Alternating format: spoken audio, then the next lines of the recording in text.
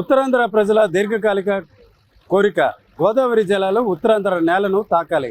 September 3వ తేదీకి నేల తాకే ప్రక్రియతో పాటు ఆ నీటికి జలహారతి ఇవ్వడానికి సీఎం చంద్రబాబు నాయుడు సన్నాహాలు చేస్తున్నారు. జిఎస్ఎల్ మెడికల్ ఇన్స్టిట్యూషన్స్ మరియు కిమ్యూ ఇంటర్నేషనల్ యూనివర్సిటీ భాగస్వామ్యంతో ఇండియన్ అలైన్డ్ ఎంబీబీఎస్ కోర్స్ అడ్మిషన్లు అందిస్తోంది నియో. ఒక చారిత్రాత్మక ఘట్టాన్ని ఈరోజు ఆర్టీవీ ప్రజలకు అందించే ప్రయత్నం చేస్తుంది.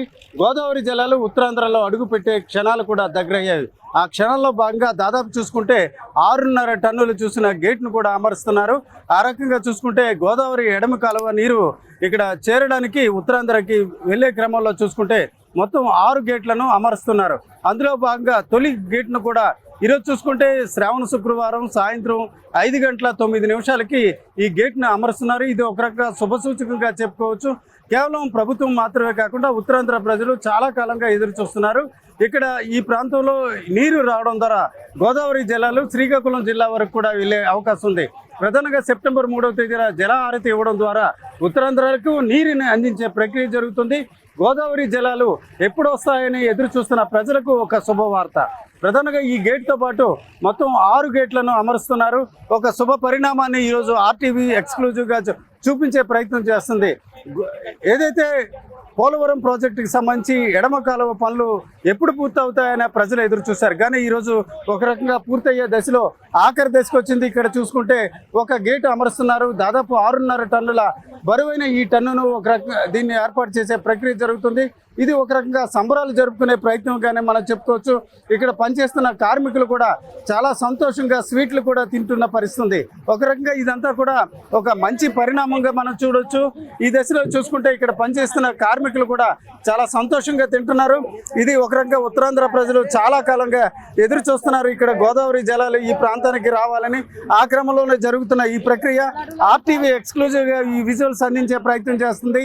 ఉత్తరాంధ్రకి నీరు ఎప్పుడు వస్తుంది, నిజానికి చూసుకుంటే ఎల్నినో లాంటి అంశాలు కూడా చాలా వరకు ప్రజలకు ఇబ్బందికరంగా తయారవుతున్న దశలో ఈరోజు ఏపీ ప్రభుత్వం నీరు అందించే ప్రయత్నం చేసింది. సెప్టెంబర్ 3వ తేదీన ఈ ప్రాంతానికి నీరు చేరుతుంది. ఇప్పటికే ఈ ప్రాంతానికి చెందిన మంత్రి అలాగే ఎమ్మెల్యే అనిత గారు కూడా ఈ అంశాలపై చాలా వరకు పర్యవేక్షించారు. అయితే రాజకీయాలు ఏ రకంగా ఉన్నప్పుడు కూడా ఈ ప్రభుత్వం వచ్చిన తర్వాత ఈ పనులు త్వరితగతిన పూర్తి అవడమే కాకుండా ఈరోజు చూసుకుంటే నీటి కోసం అంటే తాగునీటి కష్టాల కోసం ఇబ్బంది పడుతున్నారు. అదే సమయంలో చూసుకుంటే పరిశ్రమల కోసం వచ్చే నీరు కోసం కూడా ప్రజలు ఇబ్బంది పడుతున్న దశలో ఈ రకంగా గోదావరి నీరు ఈ ప్రాంతానికి రావడానికి పోలవరం ప్రాజెక్టుకి సంబంధించిన ఎడమ కాలువ పనులు కూడా పూర్తవుతున్నాయి. మరి కొన్ని గంటల్లోనే మొత్తం గేట్లను కూడా అమర్చే అవకాశం ఉంది. మొత్తం 6 గేట్లను కూడా ఇక్కడ అమరుస్తున్నారు. ప్రధానంగా చూసుకుంటే ఇది జాతీయ రహదారిని 9 ప్రాంతాల్లో దాటుకుంటూ వెళ్తుంది. వరహా నది, తాండవ నది, శారదా నదులను కూడా దాటి మరోవైపు చూసుకుంటే ఏలేరు కాలువలో కూడా ఈ నీరు చేరడం ద్వారా నేరుగా విశాఖలోని స్టీల్ ప్లాంట్ అలాగే విశాఖ నగరానికి తాగునీరు అందించే మేఘాద్రిగడ్డ అలాగే ముడసర్లో రిజర్వాయర్ కూడా చేరుకుంటా పరిస్థితి. ఏదేమైనప్పటికీ ఆర్టీవీ ఎక్స్క్లూజివ్గా ఈ విజువల్స్ అందిస్తుంది.